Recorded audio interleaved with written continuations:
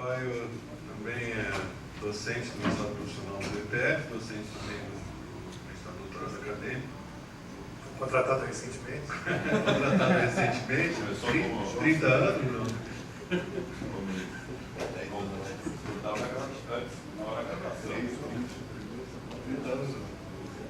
Bom, vamos lá.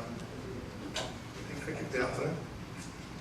Todas essas apresentações vão ser disponibilizadas no site do evento, ok?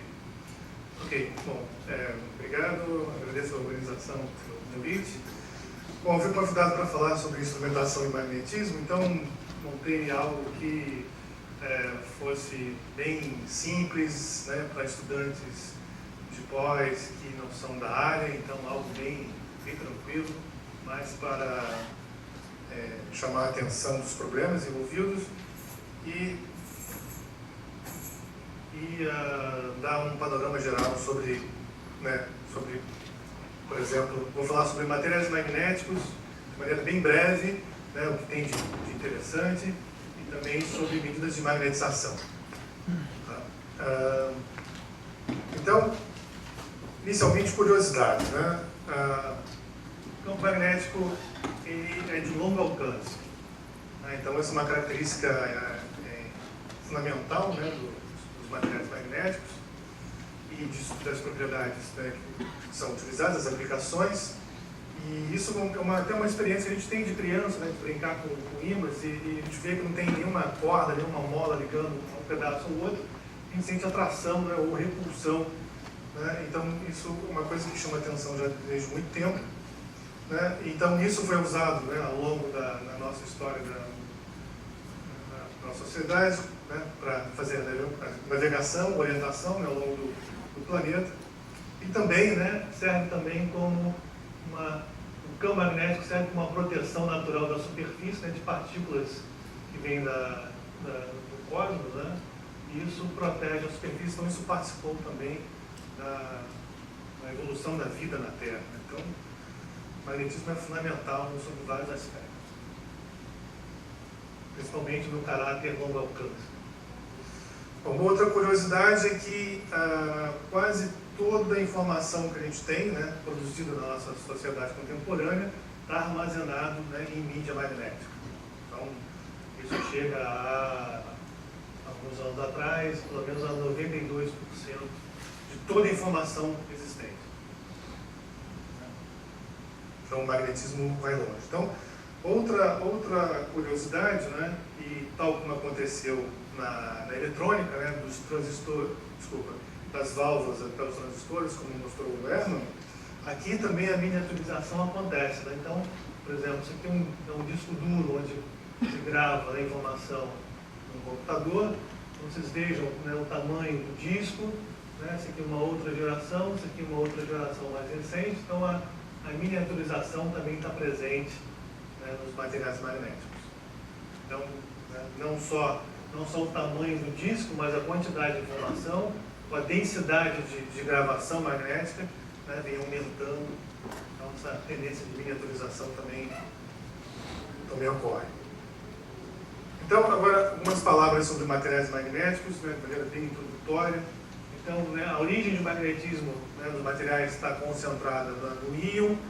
Então, dependendo do preenchimento dos níveis de energia, alguns elétrons, né, ficam desemparelhados, eles podem interagir ou não entre si, né, e formar, né, um estado, ou seja, um acoplamento entre os momentos magnéticos, formando um estado chamado estado de sentido de termodinâmica, um estado ferromagnético, né, e isso se dá em função da minimização de uma energia, uma energia magnetostática. Essa região onde todos os momentos estão alinhados, né, fica dividida em domínios, né, então por isso que a geladeira da nossa casa não está magnetizada, né, mas o material é aço, né, ele por acaso a composição que permite que ele seja magnético, então ele está né, composto por regiões dessa maneira. E quando aplica o campo magnético, como eu vou mostrar daqui a pouquinho, né, essas regiões mudam de tamanho e se orientam com o campo. Bom, e aí, né, ainda falando, eu falei da geladeira, do aço, então, além das propriedades magnéticas, né, existe também ferro, né, que compõe o aço, né, tem propriedades mecânicas determinantes. Então, tudo que a gente está vendo, né, tem ferro, tem materiais magnéticos. Então, isso é uma coisa que está muito presente na sociedade. Então, fazendo uma classificação de materiais magnéticos, né, eu posso separar, por exemplo, como materiais moles ou muito permeáveis ao campo magnético e materiais duros ou ímãs permanentes, né? Então, eles se caracterizam basicamente, né, o quanto que a magnetização, né, varia quando eu retiro o campo magnético. Então, se eu retirar o campo, a magnetização for a zero, né, isso corresponde a essa situação. Então, quando isso se faz facilmente, a gente tem, né, um material mole, né, um macio. E quando eu retiro o campo, né, se a magnetização continua remanente, então isso é uma característica de um ímã permanente. Então, eu posso separar, né, os materiais magnéticos em duas classes, uma que se desmagnetiza muito fácil e uma que se desmagnetiza muito dificilmente, né, onde eu tenho que aplicar um campo magnético, né, às vezes muito alto, para voltar ao estado de desmagnetizado. Então, eu posso usar essa classificação de materiais magnéticos macios e duros, né? E aí, entre eles, tem, né, vários outros materiais, né, com comportamento intermediário entre um e outro. Então, por exemplo, entre as aplicações, né, de um e de outro, por exemplo, os materiais macios, né, tem, por exemplo, os transformadores. Então, aqui na rua, né, a alta tensão é transformada na tensão mais baixa que entra nas nossas casas através dos transformadores, né? Então, tem um núcleo, né, que é feito de material magnético macio, né? Nos motores elétricos, ou então na geração de energia eólica, né, a gente tem, né, os ímãs permanentes. Então, quase tudo na nossa sociedade tem material magnético, por exemplo.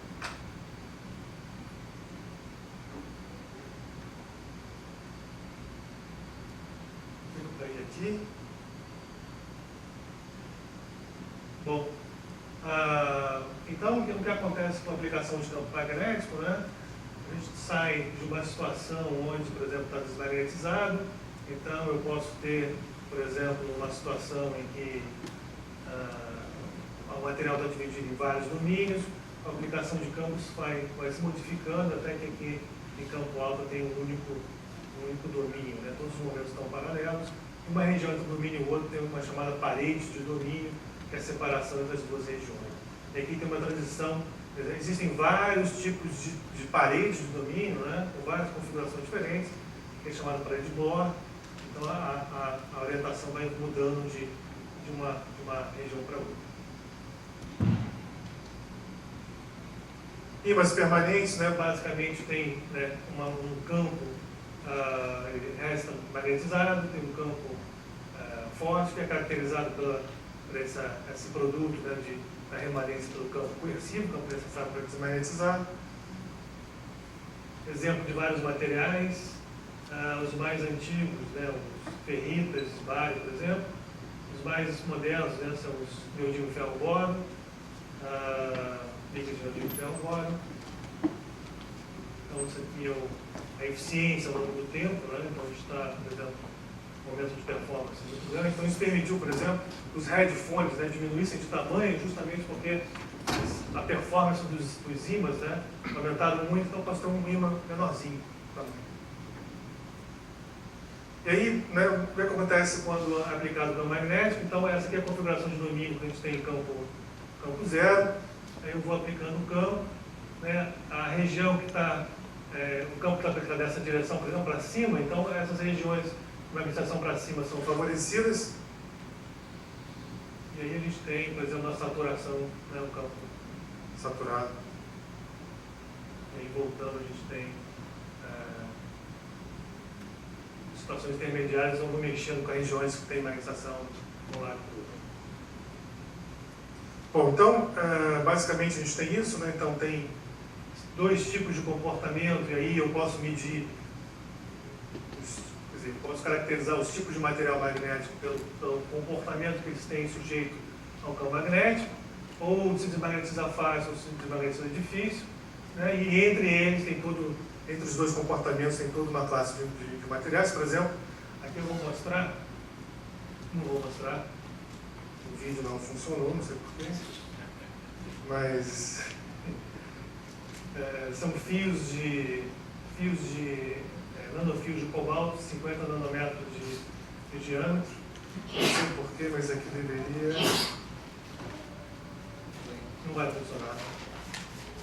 Mas uma coisa parecida com o anterior, isso aqui são ferrofluidos, né? São partículas magnéticas com envoltório e tal, que as partículas não se tocam, né? Elas podem se mover facilmente sob a ação de campo magnético, que forma essas estruturas bonitas, né?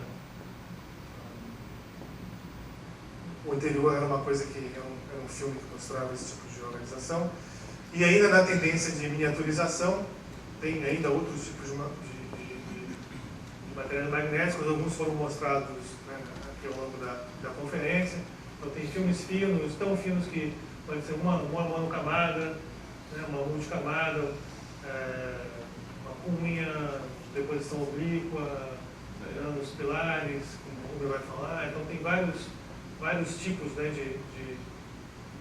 de arranjos, né, que podem ser construídos, e aplicações tipo sensores de campo magnético são utilizados na gravação dos discos duros, né, para ler a variação de cada bit. Então, por exemplo, eu posso ter, né, ainda resultado da miniaturização, posso construir sensores de campo magnético e assim avançar, tal como aconteceu na microeletrônica, na eletrônica, acontece a mesma coisa em materiais magnéticos. Então, fazendo propaganda de uma empresa brasileira, né, que trabalha em instrumentação e magnetismo, tem a Global Mag, né, que fica em São Paulo, e eles trabalham não só na produção de equipamentos, né, para a indústria automobilística, para a indústria de siderurgia, né, prestando serviços, fabricando equipamento, né, fabricam galcímetros, e são extremamente produtivos, lucrativos. Então, antes deles saírem da incubadora, eles já construíram um prédio, já tinham um faturamento. Uma vez eu perguntei para vocês, quando é que a gente vai comemorar aí o primeiro 1 milhão, né, de faturamento? Isso aí já passou há muito tempo. Então, vocês terem ideia de quanto há de espaço, né, na instrumentação e magnetismo no Brasil, porque tem a diferença de preço enorme em relação ao que é importado. Então, sobre medidas de magnetização, né, vou falar rapidamente. Então, basicamente, né, a gente pode separar os métodos de medida de magnetização. Então, vou medir o quão é magnético, né, o material, como é a resposta que ele produz quando é aplicado no campo magnético. Então, tem os métodos indutivos, tem os métodos que utilizam o transporte eletrônico, então, como efeito Hall e sensores que usam magnetoresistência gigante. Né? E aí, por exemplo, os métodos indutivos naturalmente usam uma bobina para detectar o sinal. Os métodos baseados em magnetoresistência gigante, ou mesmo efeito Hall, já tem integrados, né? Você pode acoplar mesmo no celular, tem que o celular que mede para magnético, porque utilizam um integrado como esse. E aí, efeitos indiretos, né, que utiliza luz ou radiação eletromagnética, como os efeitos magnetóticos, ou de cruísmo magnético usando raio-x, né, feitos em síncrotron, por exemplo. Outras microscopias, né, como a microscopia de força magnética, ou então em STM polarizado em spin. Então, os métodos que utilizam método indutivo, então, basicamente, né, a gente tem material magnético colocado dentro de uma bobina, ele oscila, né, tem um movimento relativo entre a bobina e o material magnético, é induzido uma força eletromotriz, né, então o material magnético cria um fluxo, né, magnético dentro da bobina, então esse fluxo varia com o tempo, a gente tem uma força eletromotriz simples, e aí a gente tem, por exemplo, os magnetômetros, né, de amostra vibrante. Vocês, quando vocês podem fazer a visita ao CBPF, ao laboratório do Rubem, vocês podem ver. Então, basicamente, a gente tem uma amostra que vibra numa região de campo, né? Então tem um campo aplicado que magnetiza, e aí tem uma indução, tem bobinas que pegam, né, um sinal, né, que é induzido A gente tem um sinal que esse sinal proporcional à magnetização, a gente pode fazer uma relação direta entre os dois. Então, essa é uma medida direta da magnetização. A gente pode usar algo mais sofisticado, né? Isso aqui é uma magnetron de amostra vibrante, tem essa carga, aqui tem a bobina, que aplica o campo magnético. A gente pode ter algo mais sofisticado, que é o magnetômetro squid, mas essencialmente a mesma coisa. Tem uma bobina, né, que capta o sinal, que é induzido, e isso aí leva para um sistema, um transdutor que é bastante sensível, né, que é composto de material supercondutor.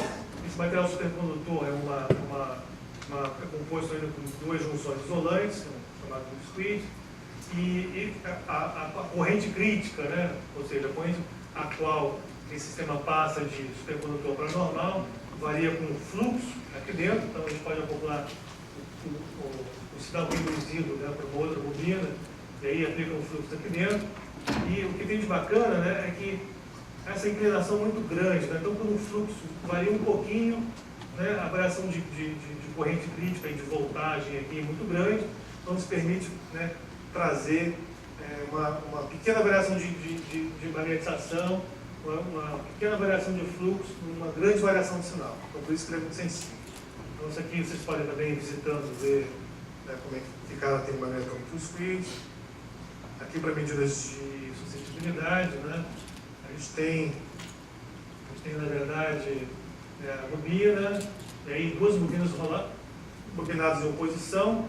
E aí a gente põe material magnético, agora ao invés de movimentar a amostra, né, a gente fica um campo AC, tem um campo AC, tem uma resposta AC que é gerada, e aí tem uma voltagem que é induzida, e assim a gente tem um pré-fator que é proporcional à suscetibilidade. E aí, por exemplo, a gente pode medir a suscetibilidade em função da temperatura, e tem uma divergência no TC, e assim estudar efeitos, né, de termodinâmicos em materiais magnéticos. Outro, né, que vocês podem também ver no laboratório do Rubin, é um magnetômetro de amostra vibrante, e aí agora, né, tem duas bobinas em oposição. Isso, magnético. E aí, né, com a aplicação de gradiente de campo, existe uma força, né?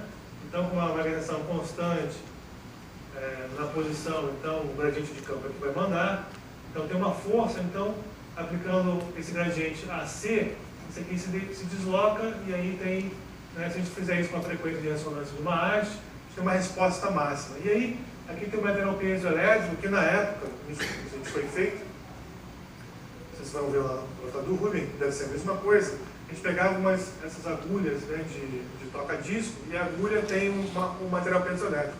A gente colou isso daqui, né, e aí tem um sinal, e isso tem uma resposta. Isso foi um trabalho de iniciação de um aluno, ele fez esse trabalho em uma semana, né. Isso aqui é a resposta em frequência da haste, da frequência de ressonância. Então, antes a gente para né, nessa região aqui, e aí de novo, né, tem uma pequena variação de frequência, porque muda a magnetização, tem uma grande variação de sinal. Então, fazendo isso, a gente é capaz de medir, né, um fio magnético de poucas camadas de espessura. Então, isso é um trabalho que foi feito durante uma semana, rapidinho, simples de montar, e aí o aluno, a gente achava, pô, esse aluno é demais, né, mas não fez mais nada ao longo do ano, só fez esse trabalho uma semana. Bom, existem outros, né, baseados em efeitos de transporte, como o efeito Hall. Então, a gente, né, pode medir o sinal Hall bate direitinho com a gente mede magnetização, então a medida é indireta, né? Quer dizer, não é medida direta, que tira a magnetização direta, pode se calibrar. Tem os efeitos magneto-ópticos, que baseado na reflexão da luz, vocês também podem visitar, né, no laboratório. Então a luz é polarizada, bate na superfície, quando é refletida muda seu estado de polarização e o quanto gira a proporcional à magnetização. Então uma maneira indireta de medir. Então você tem um setup tal como está montado, né? E aí a gente é capaz de medir linhas fininhas, né, de 50 nanômetros de largura. Então é basicamente isso que eu tinha que dizer. Então eu falei sobre um pouco de materiais magnéticos, um pouco como se mede magnetização. E aí, se vocês tiverem dúvida, podem entrar em contato, e muito do que eu falei vai ser visto, né, passeio que vocês vão fazer para os laboratórios. Obrigado.